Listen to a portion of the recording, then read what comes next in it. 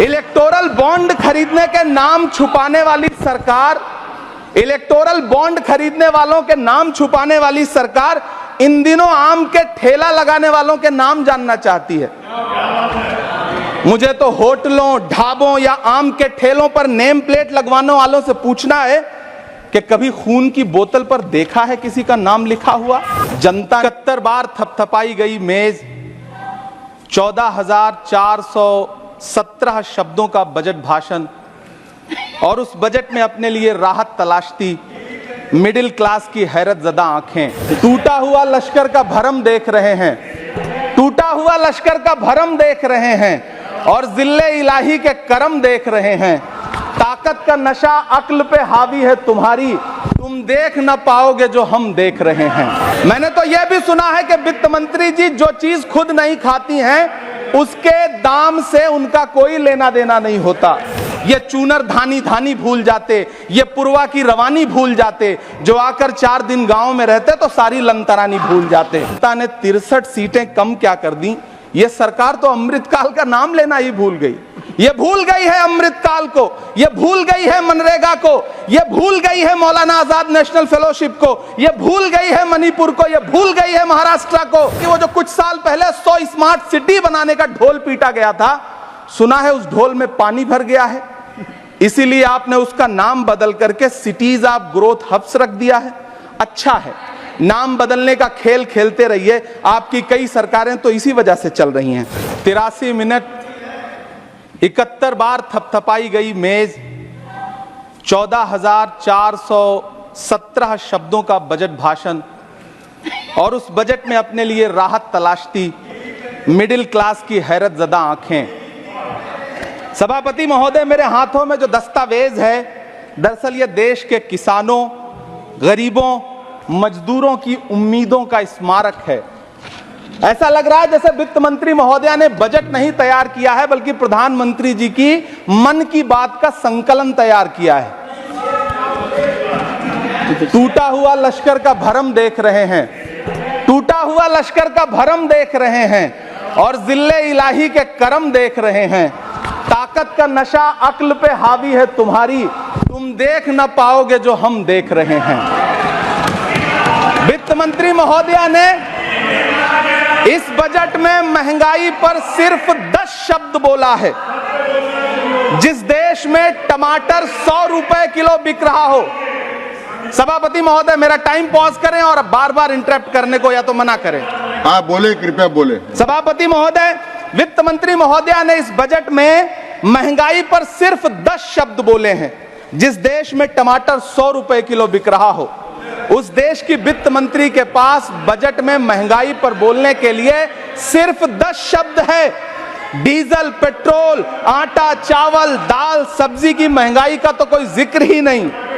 सावन चल रहा है तो प्याज और लहसुन का दाम पूछना तो शायद पाप होगा। मैंने तो यह भी सुना है कि वित्त मंत्री जी जो चीज खुद नहीं खाती हैं उसके दाम से उनका कोई लेना देना नहीं होता। लेकिन इस बार बजट पेश करने के लिए पार्लियामेंट आने से पहले वित्त मंत्री जी ने दही और चीनी खाई थी।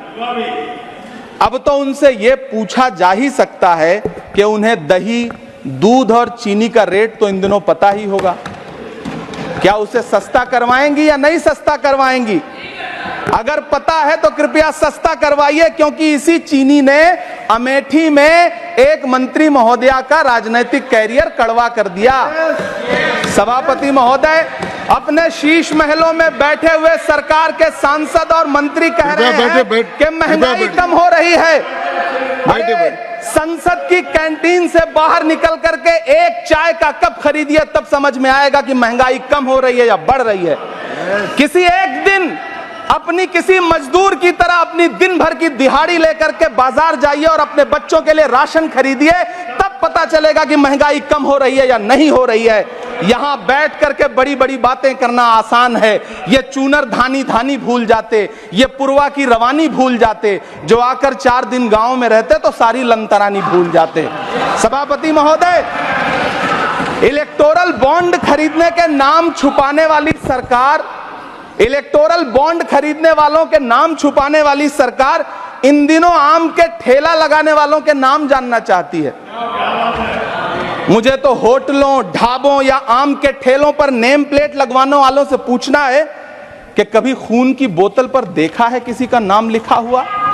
मुझे पूछना है कि क्या कोरोना के दौरान अपनी उखड़ती हुई सांसों के लिए ऑक्सीजन तलाशने वाले किसी इंसान ने ऑक्सीजन लाने वाले किसी इंसान से पूछा था कि ऑक्सीजन लाने वाला इंसान हिंदू है या मुसलमान है? मुझे पूछना है कि लावारिस लाशों के लिए कोरोना में कांधा देने वाले, चिताओं के लिए लकड़ियां सजाने वाले किसी इंसान से पूछा गया था उसका नाम, उसका मजहब?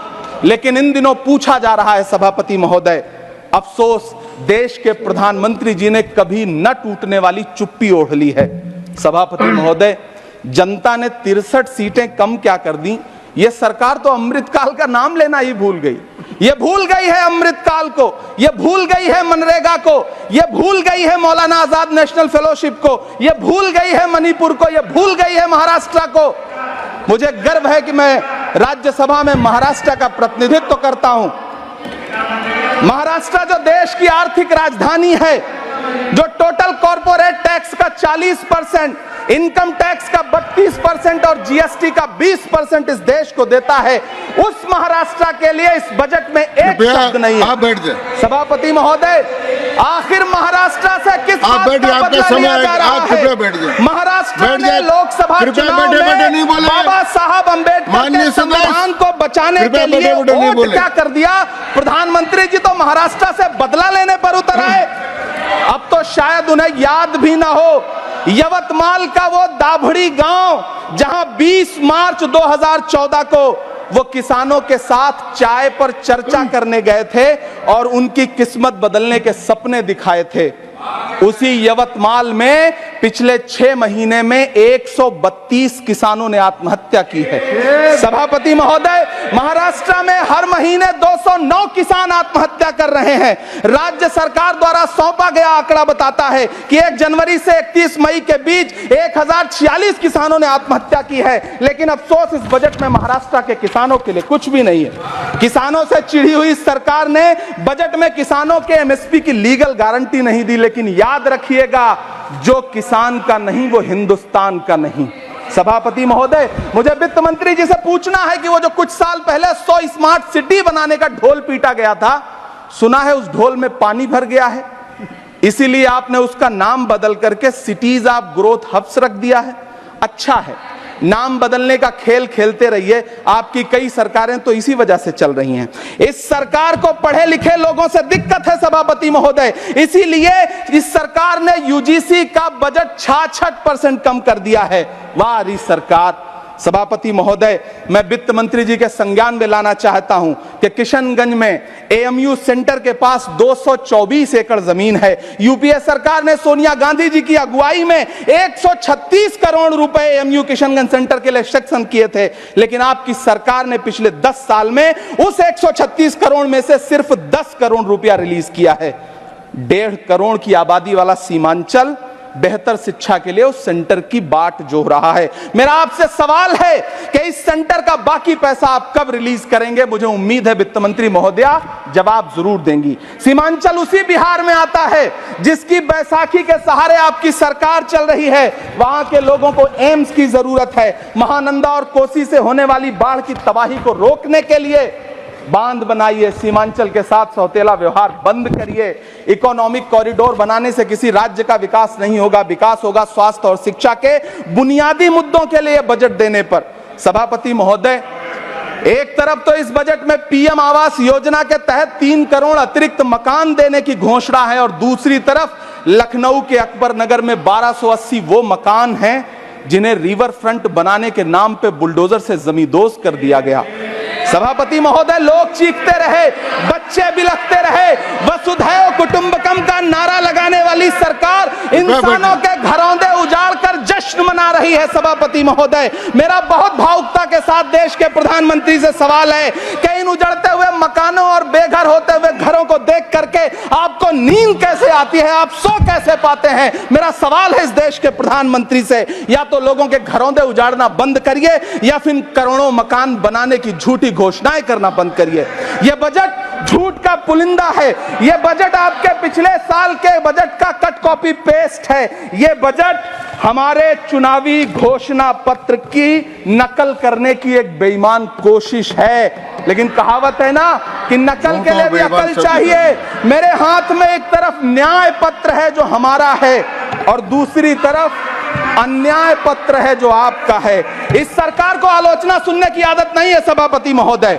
जब आप इनसे सवाल पूछिए तो ये कहते हैं कि आप बताइए 70 साल में आपने क्या किया है। मैं तो इस सदन में कहना चाहता हूं सभापति महोदय कि हमसे 70 साल का हिसाब मांगने वालों, जो सरकार अपना चलाया हुआ 2000 का नोट 7 साल नहीं चला सकी, वो हमसे 70 साल का हिसाब मांगती है। सभापति महोदय, मैं अंत में आपसे यह कहना चाहता हूं, यह बजट बैसाखी पर टिकी हुई सरकार का कुर्सी बचाओ बजट है। इस बजट में राज्यों के साथ, किसानों के साथ, नौजवानों के साथ, महिलाओं के साथ, देश के मिडिल क्लास के साथ अन्याय किया गया है और इस अन्याय का खामियाजा आपको महाराष्ट्र, हरियाणा और झारखंड के चुनाव में भुगतना पड़ेगा। सभापति महोदय, इस सरकार ने नोटबंदी लगाकर देश की आम जनता की पूंजी छीन ली। बैठे नहीं बोले, कृपया टैक्स लगा करके छोटे व्यापारियों के कारोबार छीन लिए, पेपर लीक करवा करके युवाओं की आंखों से नौकरी के सपने छीन लिए, अग्निवीर लाकर देश के जवानों की उम्मीदें छीन ली, बुलडोजर लगाकर लोगों के आशियाने छीन लिए, महंगाई लाकर देश की जनता की थाली से निवाले छीन लिए और नारा लगाया कि हम तो सेवक हैं, 18-18 घंटे काम करते हैं। इन्हीं लोगों के लिए किसी ने शेर कहा है कि जो सच और झूठ में दूरी है वो दूरी समझते हैं। सियासी हाकिमों की हम भी मजबूरी समझते हैं, वो अपना हक समझते हैं निवाला छीन लेने को।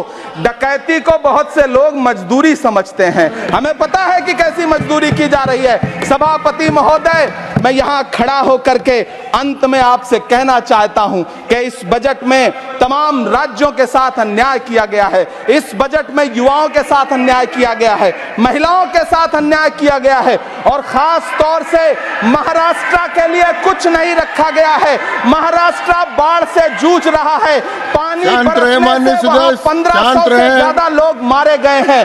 उस शहर को, उस राज्य को 4000 करोड़ के पैकेज की जरूरत है ताकि जो फसलें बर्बाद हुई हैं लोगों को राहत दी जा सकी। लेकिन अफसोस, इस बजट में महाराष्ट्र के लिए ऐसा कुछ भी नहीं है। मैं आखिर में यह कहना चाहता हूं कि पिछले 7 दिन से इस बजट का बड़ा ढिंढोरा पीटा जा रहा है, इसे महान बताया जा रहा है। लेकिन कौन महान बता रहा है? सत्ता पक्ष के लोग, उन्हें तो बताना ही है। क्योंकि मैं अवध क्षेत्र से आता हूं, प्रतापगढ़ से, नीरज भाई भी अवध और पूर्वांचल से आते हैं।